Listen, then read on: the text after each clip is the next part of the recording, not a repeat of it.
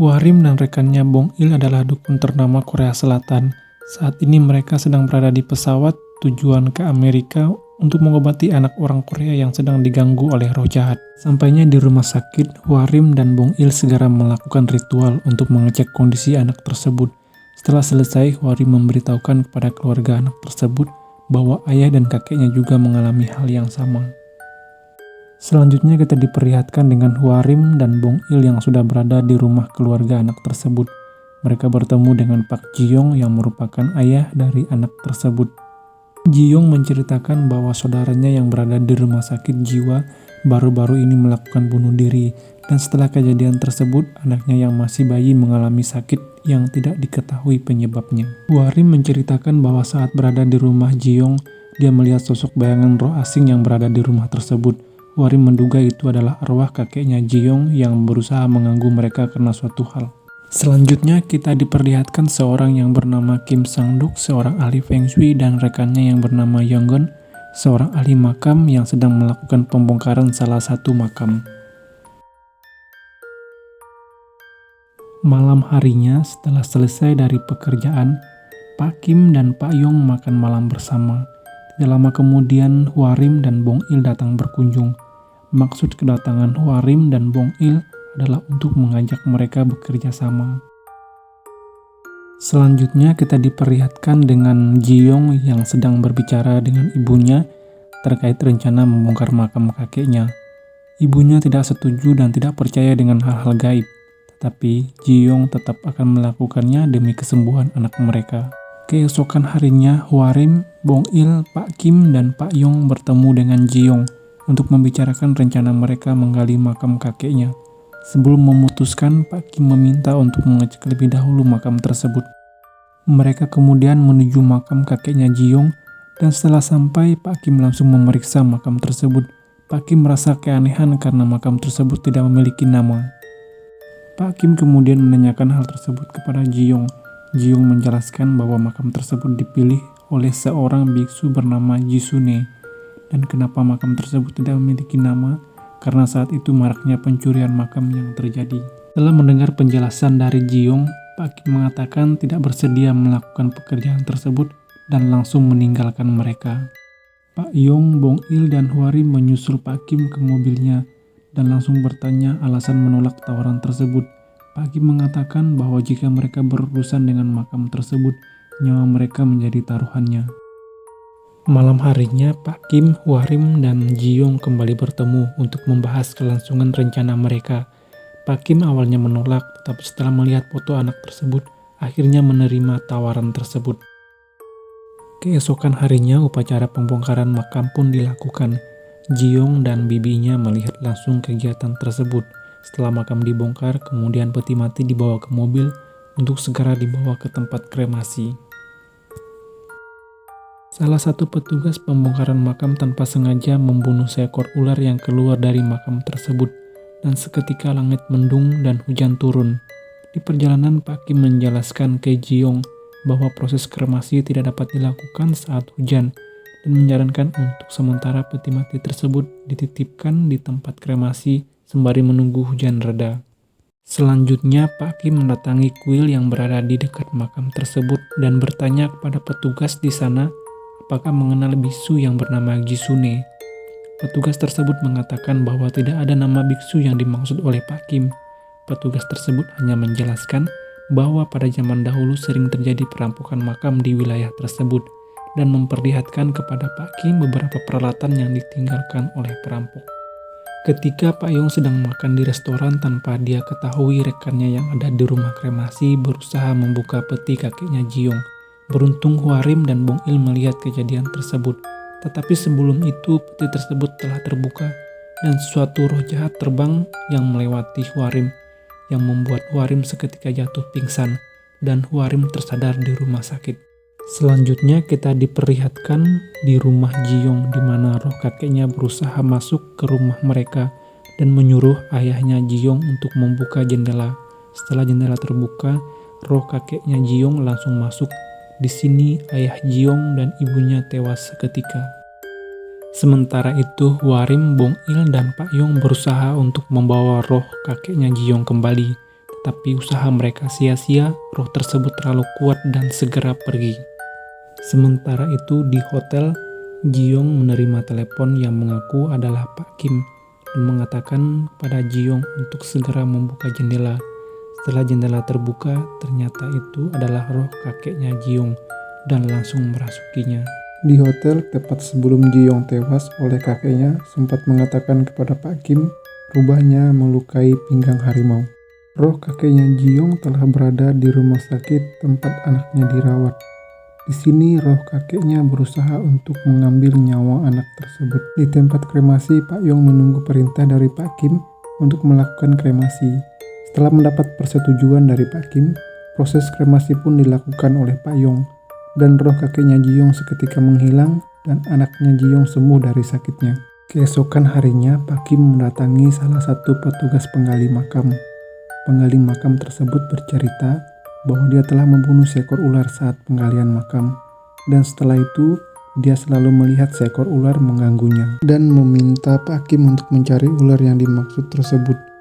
Pak Kim kemudian mendatangi kembali makam tersebut dan menemukan bahwa masih ada satu peti mati lagi di bawahnya. Mereka akhirnya berhasil mengeluarkan peti mati tersebut dari makam dan segera membawanya. Tetapi karena hari sudah malam, akhirnya mereka menumpang di kuil yang berada di sana. Bibinya Ji-yong mendengar hal itu, kemudian mendatangi kuil tersebut dan tidak mengetahui bahwa di bawah makam ayahnya masih ada makam lagi, dan meminta untuk segera menyingkirkan peti mati tersebut. Malam harinya setelah mereka beristirahat, Bong Il merasa ada sesuatu yang mengganggu dirinya, yang membuat dia tidak bisa bergerak. Setelah membaca mantra, akhirnya ia terlepas dari gangguan tersebut.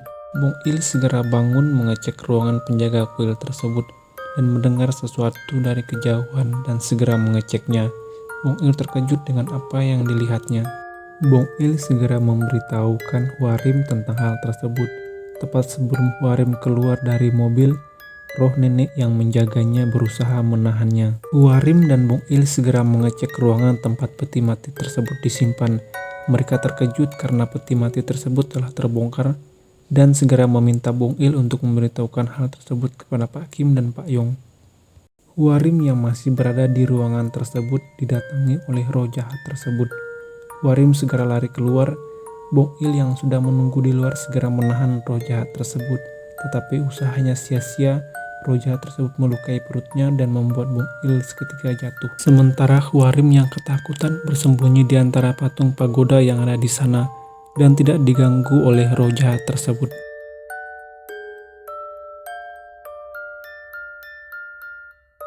Mereka segera membawa Bong Il ke rumah sakit. Mereka melihat berita di televisi terkait apa yang telah terjadi di kuil tersebut. Bong Il segera ditangani oleh rumah sakit. Dokter mengatakan bahwa kondisi Bong Il cukup memprihatinkan, tapi nyawanya masih tertolong. Selanjutnya kita diperlihatkan dengan Pak Kim yang kembali mendatangi kuil tersebut, kemudian memeriksa ruangan tempat peralatan perampok disimpan. Pak Kim menemukan catatan terkait perampokan makam. Sementara itu di rumah sakit, Hwarim dibantu dengan bibinya dan keponakannya melakukan ritual untuk mencari tahu siapa sosok roh jahat tersebut. Roh jahat tersebut mengatakan bahwa tuannya sudah menumpas 1000 musuh dan memberitahukan angka titik koordinat pada Hwarim. Sementara Pak Kim yang mengecek makam itu dikagetkan dengan sosok roh jahat tersebut yang telah kembali lagi ke makam itu. Malam harinya mereka bertemu untuk membicarakan terkait apa yang Pak Kim temukan di makam itu, serta memperlihatkan foto para perampok makam dan peralatan yang mereka gunakan. Pak Kim beranggapan bahwa alat tersebut digunakan untuk mencabut pasak besi yang ada di makam tersebut dan berencana untuk mencari pasak tersebut. Saat mereka membicarakan rencana tersebut, tiba-tiba Bong Il kesakitan. Saat lukanya diobati oleh dokter, Hwarim menyadari suatu bahwa roh jahat tersebut hanya mengincar bagian tubuh Bong Il yang tidak terkena tato kitab suci Buddha. Keesokan harinya mereka mendatangi makam tersebut dengan membawa beberapa peralatan termasuk menato seluruh badan mereka dengan tulisan kitab suci Buddha.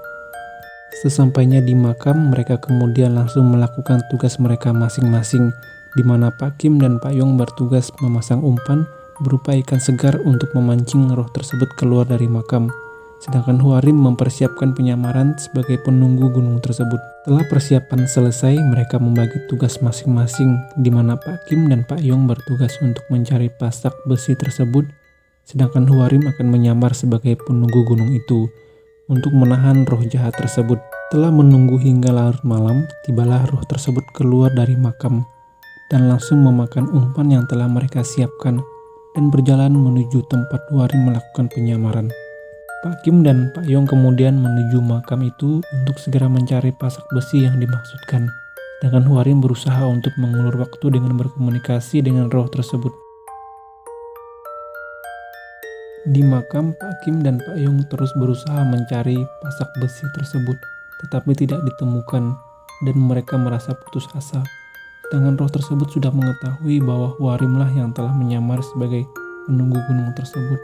Beruntung Huarim dilindungi oleh roh neneknya dan segera meninggalkan tempat tersebut.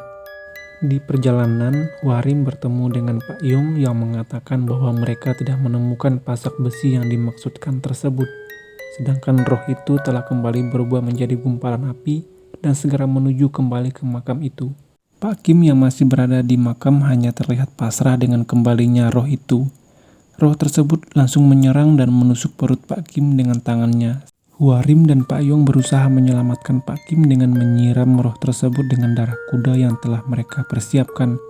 Sementara Huarim dan Pak Yong menolong Pak Kim, roh tersebut tiba-tiba menyerang mereka berdua.